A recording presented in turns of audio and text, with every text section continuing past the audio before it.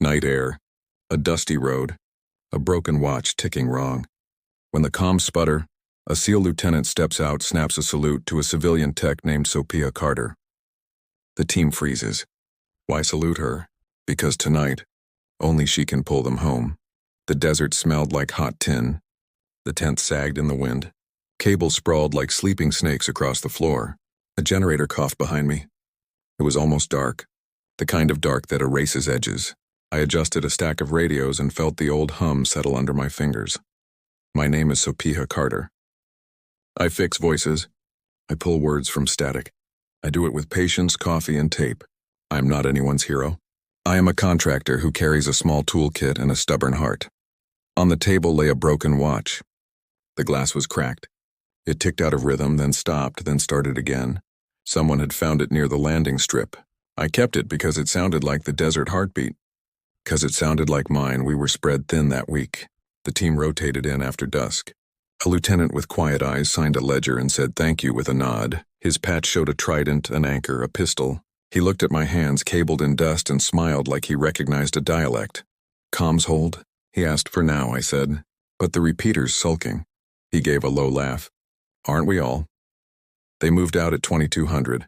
The mission sheet said reconnaissance, low heat, no expected contact. Words that mean nothing until the sky tilts. I watched their outlines vanish into the color of ash. The wind lifted grit. The tent flap clicked on its cord like a metronome. I stayed at the bench and chased a phantom fault. Level 3 hiss. A hum that came and went like a thought. I swapped a coil. Reseated a daughter board. Laid the broken watch on the radio case to feel the small tick against the metal. At 2317, the net went quiet. Not silent, quiet. The difference is a drop you feel in the bones. Voices stuttered, then thinned. I tried to lock the antenna, but the heading drifted. A dust plume rose on the horizon. The repeater blinked red. It was not supposed to blink red. Someone ran in with a chart and panic sitting behind his teeth. Interference spiking, he said. We're losing the patrol. I put my hands on the panel. The plastic was warm. I heard the static form a shape. It was almost a word. I have an empty wallet. Not because I am poor, because I left home fast. The wallet holds my ID, 2 folded notes, and a ferry ticket from a city where the river is green. No photos, no coins. I keep it in my left cargo pocket for balance. It reminds me that what I carry is chosen. I opened the wallet and took out the ferry ticket. I use it as a shim for the tuning knob. Improvised, but true is often improvised. The dial steadied. The hiss softened to a breath. Patrol, this is base, I said. Do you copy? For a long time, the net held its breath. Then a voice came in without rank or lightness. Base patrol. We have company. I leaned closer. The broken watch skipped. The minute hand jerked. I pictured them on a dusty road, night pushing at their backs, heat still in the rocks. We need a direction, the voice said. We're blind on the east. I looked at the compass readout. It jittered. I override when I must. I typed in a manual azimuth. The cursor settled 1 degree, then bled.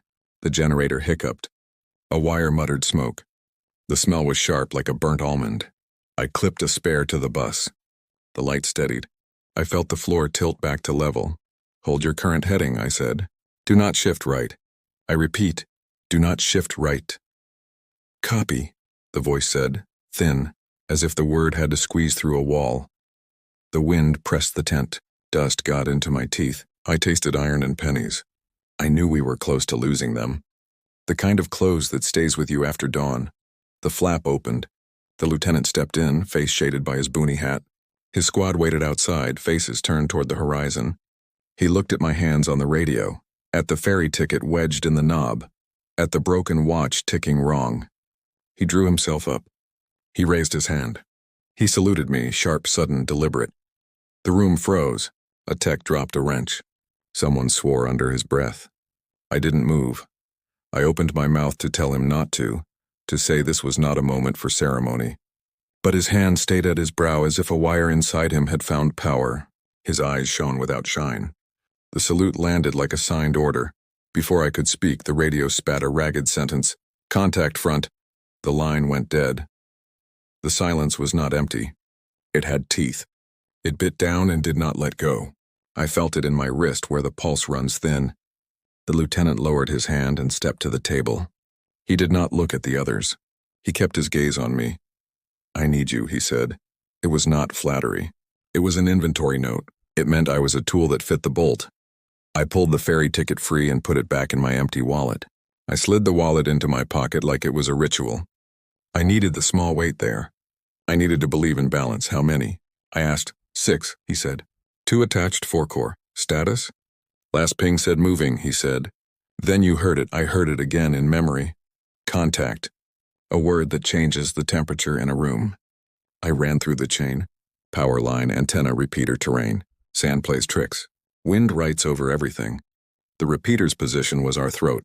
If it failed, the voice died. "What's with the salute?" a corporal asked from the door. He had a bruise blooming under his eye like spilled ink. The lieutenant's mouth turned. "She kept me breathing in Anbar," he said. I blinked. I had never met him. Not really. But voices become faces when you sit with them long enough. Years ago, I had patched a stranded convoy through a storm of broken signals. Someone on that convoy had promised to pay attention if we ever crossed paths. Here we were. The desert keeps its ledger. He tapped the map spread out on the crate. "We've got a jammer here," he said, pointing to a ridgeline that looked like a sleeping dog. "It's sloppy but mean." I looked at the pencil he used. It was chewed down to a stump. He did not waste anything. That made me feel less alone. "Give me 5 minutes," I said. He nodded. The others spilled out. He stayed. "You okay?" he asked. "Work question or human question?" I said both. "Work, maybe. Human, ask me after." He accepted that. He watched me open the panel again and expose the nest of wires. The broken watch ticked on the table, off the rhythm of the room like a witness with a stutter. I used its beat to count my resets. I pulled a filter. I clipped a coil. I rerouted a ground with a piece of foil from a chewing gum pack because the supply truck was late again and the world does not pause for us to order parts. I raised the antenna 2 degrees and aimed it where the road bent out of sight. The scope drew a thin thread of life across the grid. It trembled, then held. "Patrol, this is base," I said. "Check in." A minute passed. 2. The lieutenant tilted his head like he could hear what I was feeling. "Base." "Roger," came at last, thin and tangled. "We're haloed." "Keep talking." "Stay north of the ridge," I said. "There's garbage south." "You'll step in it." "Copy," I breathed. The tent exhaled. The light seemed less green. "Why the salute?" I asked low. He took his hat off as if to test the air on his scalp. "There are nights when chains of command bend," he said. "Tonight feels like one." I thought of the dusty road outside stretching to an horizon that always lies. I thought of a ferry crossing a slow river, the old ticket growing soft in my wallet. I thought of all the times I had patched and jerry-rigged and stayed quiet because the work was its own speech. I checked the battery sled. We were good for an hour, maybe 2 if the generator stopped misbehaving. The generator coughed like a drinker trying to swear off. "Where's your team?" I asked. "Stacked and ready," he said. "We push if they stall." "Don't push yet," I said. "You'll vanish in the same hole." He grinned without light. "I'm listening to you tonight." The line crackled. A word formed, then broke. I dragged the gain up a hair. I leaned in so close my breath fogged the panel. "Say again," I said. "You're haloed how?" "Light," the voice said. "False light. East is shots cut through the transmission. Not movie shots. Flat-tired shots." I felt my hands go still. The lieutenant's jaw flexed once, not fear, a measurement. I took the broken watch and slipped it into my pocket with the wallet. I needed its weight now, too. I needed to carry the wrong time and the old ticket together. Time and passage, 2 stubborn things. The radio went to a high hiss, a sound like water boiling. The repeater light flickered. The antenna meter slid. I knew that slide. Someone was pushing a wave at us. Crude, strong, close.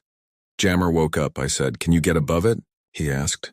"If I had a mast," I said. "Or a taller heart," he gave a short laugh. "We'll get you a mast."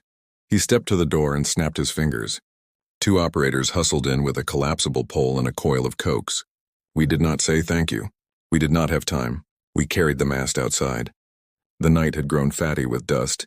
My eyes watered. The dusty road ran from our gate to the low ridge like a chalk line drawn by a shaky hand. I stared at it and felt something cold whisper along my spine. Roads do not care who steps on them. They hold every footprint and tell nobody. We lifted the mast. The hinge bit my palm. The lieutenant's hand looked steady. Up it went, section by section, like a reed drawn from a swamp. We guided to stakes and prayed to friction. I clipped in the feed. The generator steadied, proud for once. The panel showed a cleaner sky. Inside again, I eased the dial with the ferry ticket, felt the circuit accept the compromise.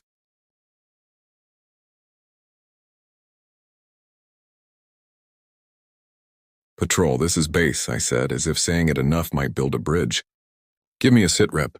For a long breath, there was nothing. Then a voice I didn't recognize came through, thin as a thread pulled through canvas. "Base, be advised," it said. "We found something." "Marking it now." "Found what?" the lieutenant asked, getting close enough that his shadow darkened the scale. The voice swallowed. "A bag on the road. Looks like someone's wallet, not mine." But the word hit me like a thrown stone. The line crackled. The voice rose, and I heard fear cut in for the first time. "There's a name inside," he said. "It's—" The transmission exploded into white. We stood very still, as if movement might break what was left. The white noise scoured the tent. I felt it in my molars. The lieutenant closed his eyes. He moved his lips like someone tasting rain. "Name?" I asked the air, as if the air remembered. He opened his eyes. "We need the rest of that." He set his hand on the table. Not hard, just there, anchor without chain. I pushed the gain down and the filter up. I split the signal like an orange and fed it through two paths. One echoed, one steadied. The white hiss thinned. A syllable opened like a door on old hinges, for it could have been any Sopiha. It could have been none, but it threaded me like a needle. "I didn't lose my wallet," I said, searching my left pocket to make sure. The ferry ticket sat warm and damp. My fingers brushed the broken watch. Wrong time. Right place. I breathed. "Could be a decoy," the lieutenant said. "Could be a mirror," I said. He nodded. "Either way, we don't drive into it blind," he called his second. Orders moved without noise. People tightened straps and checked small things. Small things keep you. Big things let go. I looked at the map again. The dusty road curved past the ridge and disappeared into saddle land. Old riverbed. Fine powder. Tracks record and fade. I calculated how a jammer operator might place himself to hurt our angle. If I were lazy, I'd set it on the ridge. If I were mean, I'd hide it east, lower, where signal slides like water and sets like concrete. The radio coughed up words. A cough is a gift. I took them, cleaned them, and laid them out. Wallet. Name tape. Carter. Old photo. Old photo. My chest tightened. There are no photos in my wallet. There are no photos anywhere. I left them with a person who keeps their own ghosts. "Describe the photo," I said. "Woman on a ferry," the voice said. "Green water." The tent leaned for a second, as if the desert remembered the weight of a river. I looked at the lieutenant. He looked back at me with that steady center he carried like a tool. "It's bait," I said. "Or a message," he said. "From who?" I asked. He didn't answer. Not because he didn't know. Because there were too many answers and too little time. I felt the old habit rise, the one that saves me and hurts me. When things get tight, I make the world small. I focus on the next screw, the next wire, the next syllable. I make a river in a pipe and ask it to behave. "Patrol," I said. "Do not touch the wallet. Do not photograph it. Mark it with chalk and step back." "Copy," the voice said. Stepping, a thud came through the net, blunt and full. Then shouting, thin as reeds. Then running feet. I got echoes, ghost words, the sound of someone swallowing a curse. The lieutenant's hand pressed harder on the table. Outside, the road looked like it wanted to enter the tent and change the conversation. "Pressure plate," the second muttered, halfway between thought and hope. "No debt," the lieutenant said. He knew the shape of blast the way I know the shape of static. Something else. The line stabilized for a handful of seconds like a stray dog deciding to sit. "Base," the voice said. "We're good." It was a speaker. Buried. It banged loud. Oh, shrapnel. A buried speaker. Who buries a speaker in a road? Someone who wants to talk and hide. Someone who wants to be inside our skulls without stepping into our eyes. What did it play? I asked, a pause. I imagined them looking at each other, trying to agree on what they heard. "A fairy horn," he said at last. Then a woman laughing. I forgot to breathe. The river in my chest rose to my throat and pressed there.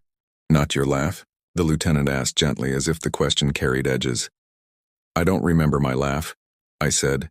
He nodded like that made sense. We needed the jammer gone. We needed their edges clean. We needed to pull the buried teeth without losing our own. "Let me try something," I said. I took the broken watch out. I wound it 3 turns, slow. It ticked into a steadier wrong. I set it on the radio and pressed the crown. A hidden contact I had sewn into the case months ago kissed the housing. A tone slipped into the net, faint but true. I had built this little stowaway from spare parts and a pocket secret. It was illegal in the way that keeping a stray cat is illegal in a no-pets rental. It had saved us before. It might save us now. I matched the watch's wrong tick to the jammer's dirty rhythm. I built a wave that looked harmless until it didn't. Then I slipped it under the door. The panel showed a wobble. The hiss thinned. A narrow alley opened in the static, like a shortcut a local tells you about and then warns you not to take. I waved the lieutenant in. "Tell them to move now," I said. "East 20 meters, then north, fast." He relayed without a radio. He used the throat mic. He used his hands. Outside, boots thudded with a purpose that felt like a song. "Patrol, go," I said. "You have a window." They went. The alley held for 19 seconds. Then the jammer woke like a drunk roused by the smell of coffee. It shoved back with both hands. The panel threw sparks of data. A fuse dreamed of failure. The generator groaned. The road outside lifted its chin as if to say, "You think you know me." The line picked up the sound of breath. Human, close, not ours.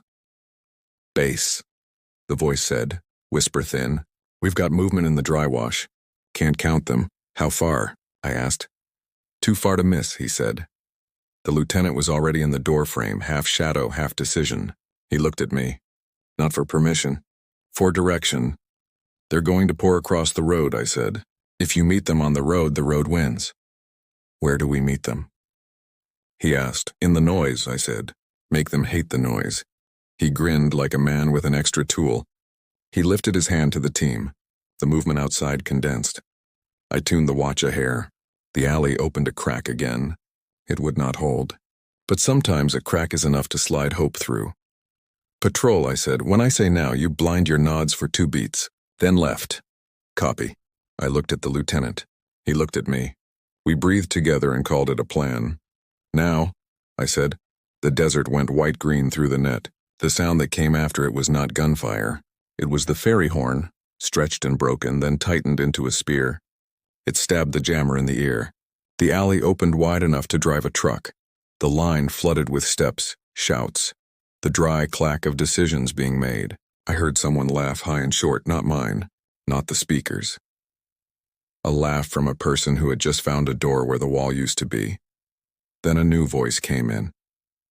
Calm, confident, close to the edge of our frequency, as if he were standing outside the tent and talking through canvas. "Sopiha," he said. "You still carry the ticket?" My hand went to my pocket. The ferry ticket felt warm against my skin. I didn't answer right away. The name had come through without rank, like a neighbor at a gate. The lieutenant straightened but did not speak. His eyes asked me a question I didn't know how to answer. "Who is that?" he mouthed. "I don't know," I said, though the truth was not that simple. The voice tugged at a thread I had buried years back under work and motion. He spoke again, still mild. "The ticket, Sopiha. Same one you used to shim a broken tuner on I-10. Do you still have it?" I stared at the radio as if it might shrug. The broken watch ticked, insistent like a hand tapping a table. On the road, the team moved with a rhythm I could hear but not see. The jammer snarled and rolled, trying to crush our little alley. The ferry horn tone, looped and warped, held just enough space. "How are you on my net?" I asked. He chuckled. A sound like a coin dropped into a jar. "We built this net," he said. "You and I." The lieutenant took half a step closer. His shoulders broadened the doorway. "There is a kindness in taking up space for someone else." "You have the wrong person," I said into the mic. "Do I?" the voice said. "You ride light. You keep an empty wallet to prove a point. You think balance is a superstition you can enforce with pockets." I felt the world get smaller again. I let it. The small world had fewer enemies and clearer screws. "What do you want?" I asked. "To return something," he said. "Then to take something. The taking will hurt less if you come to it." "I don't barter," I said. "We all barter," he said. "I bartered years for escape. You bartered voices for sleep." "Who are you?" the lieutenant asked, finally deciding that his voice belonged in this room. "I'm a passenger," the man said. "Same as you." He said it like a confession and a joke. It made me angry in a way that felt clean. "Passenger," I said. "You're jamming a rescue." Rescues and captures sound the same at first, he said. Outside, shots found a mutual language. The line squealed, then normalized. The patrol was moving, pressure on their left, ground falling away to the east. The lieutenant's second fed him updates and hand signs I understood only in shape. There, wait now, cut. You said you wanted to return something, I said. What? Time, he said. He let the word sit until it grew ridiculous. Then he laughed soft, almost kind. Don't worry. I'm not a mystic. I'm a thief. I stole a few minutes from you a long time ago. I kept them. I used them.